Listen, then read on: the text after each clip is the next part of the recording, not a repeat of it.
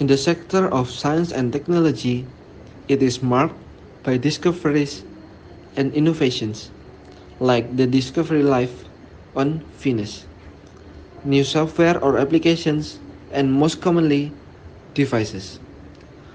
All of those things can be used for useful things ranging from social life, help the human work by sending messages or paying using electronic money, and it also helped the continuance of human being by curing diseases that were previously incurable.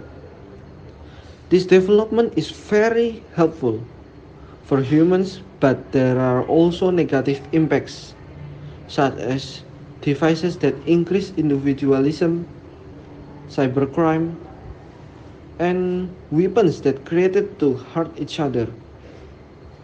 So, what makes this world become so bad and cruel? The government, the law, or maybe the inventor of those things? No, you are wrong. There is a lot of law in this world that has been created to solve all of those problems. For example, at Indonesia, there is a law governing cybercrime, UU nomor 11 tahun 2008, which in it regulates about hoax, cyberstalking, decency, cracking, hacking, smuggling, phishing, and other things. These all are in one law only, and there are much more than that. So, actually, the main problem is the reduced sense of care humans beings. From now on, try to upgrade yourself to a better person by fixing yourself by increasing your care to the other. And if all of us do that, then the good in this world will overcome the evil that exists.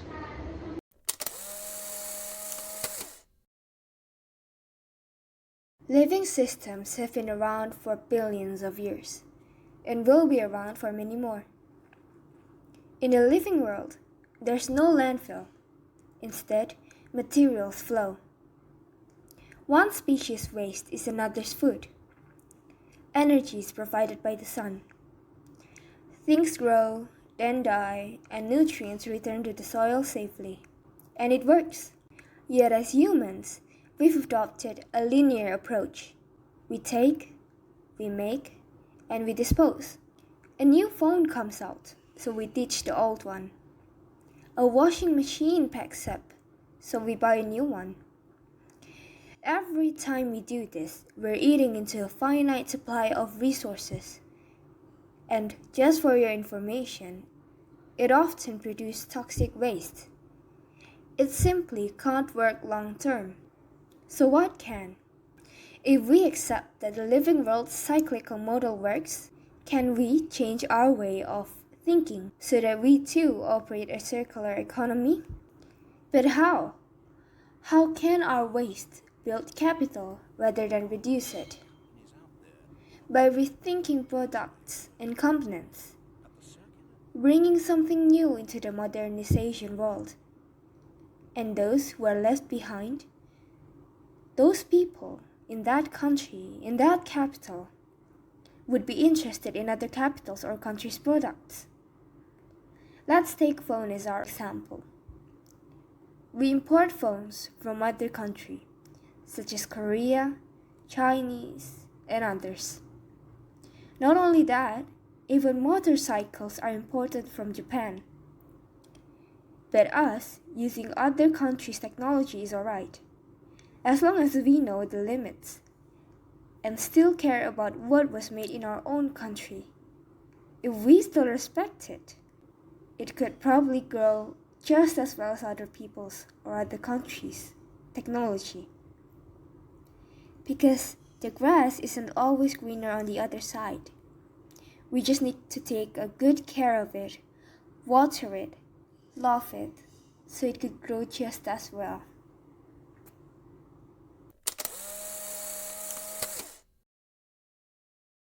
As we know that in this modernization era, there are many youth joining parties, elected to be community leaders and take parts in voicing people's voice.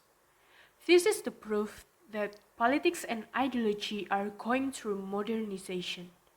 Because in ancient times, people used to be shut their mouth and couldn't giving their opinion in politics or ideology.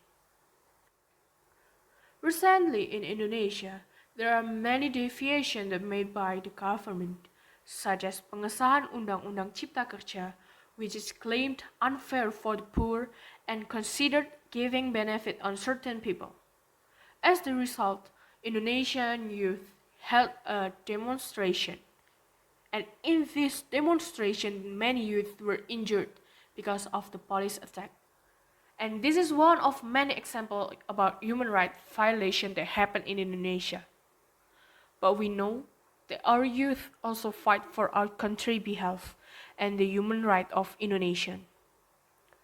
Therefore, we should obey our constitution in doing demonstration that already regulated in Undang-Undang Nomor 9 tahun 1998 about freedom to expressing opinions in public.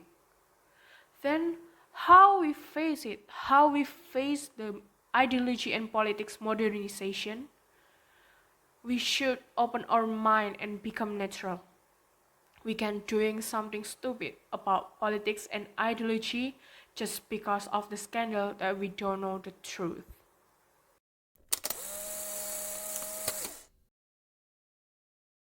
How about religion? Didn't you all notice? Day by day, we're receiving a lot of news about radicalism, intolerance, and many more. We couldn't avoid that modernization is close with technology and they do give impact in our life. And one of the factors that affected is religion.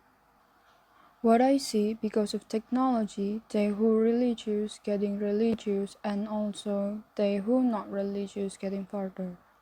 One positive example is religious communities can easily spread information about their religion and their project or even to everyone by social media.